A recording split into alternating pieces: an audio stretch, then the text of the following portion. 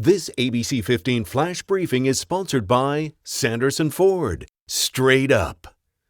Hi, I'm Steve Irvin with your top stories from ABC15 Arizona. ABC15 on wildfire watch as several fires rage on in our state. New video coming in now from the tunnel fire near Flagstaff. Crews capturing this video of spot fires popping up just outside the city. Some wet weather is coming down in the area. Our crew showing us this slushy mixture. Fire crews are hoping the wet weather can really turn this battle in their favor.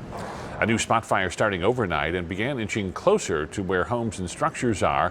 And as crews battle the flames, deputies with the sheriff's office are alerting homeowners who haven't left at the mandatory evacuation zones and telling them to go. The wind's still a concern throughout the evening and into tomorrow when it's expected to change directions. It's not going to be as strong, so that's good.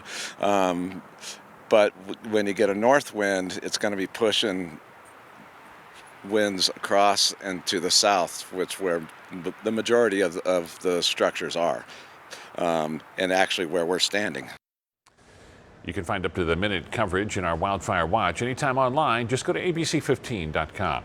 With an election a few months away, you'd think there would be added incentive for lawmakers to reach a budget deal, but that is not happening. On Monday, Republican leaders will meet again to see if they can move forward on the governor's $14 billion plus budget proposal. The governor, we know, wants a lot of stuff, and we agree with many of those issues that he wants. And so we're going to meet again on Monday, and we're going to go to work.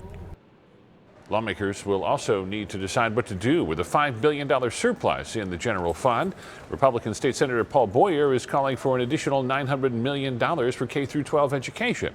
Other Republicans want to give the surplus back to taxpayers. The inability to get agreement among Republicans sets the stage for the rarest of possibilities, working with Democrats to sign on to the budget. Minority Leader Reginald Boulding says he's ready to listen should the Speaker want to negotiate.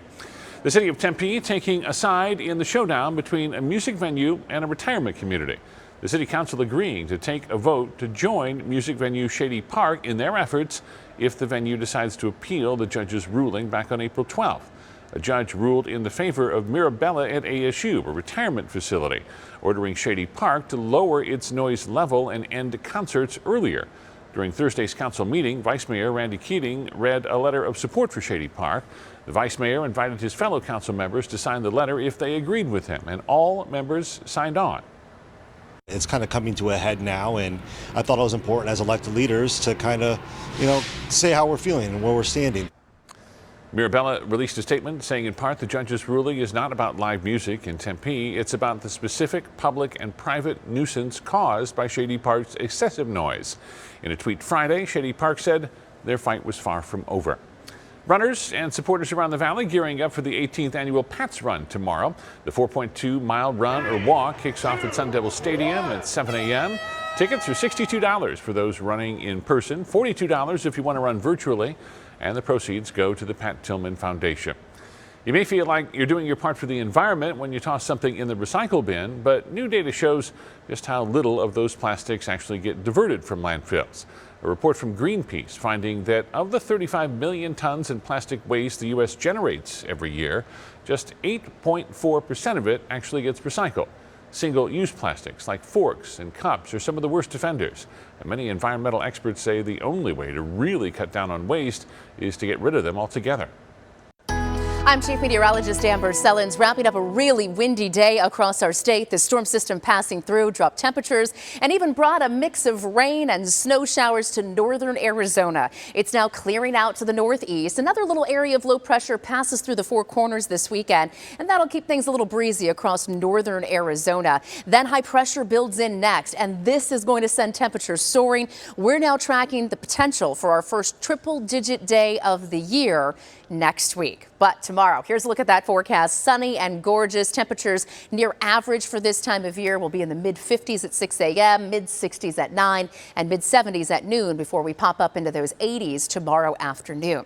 Temperatures stay in the 80s through the weekend, but we're starting to climb. That'll take us to 89 on Sunday, 94 on Monday, and then Tuesday could be our first triple-digit day of the year. Breezes pick up and temperatures gradually drop for the rest of next week. For the latest headlines, weather, and traffic, head to ABC15.com or download the free ABC15 mobile app. This ABC 15 Flash Briefing is sponsored by Sanderson Ford. Straight up.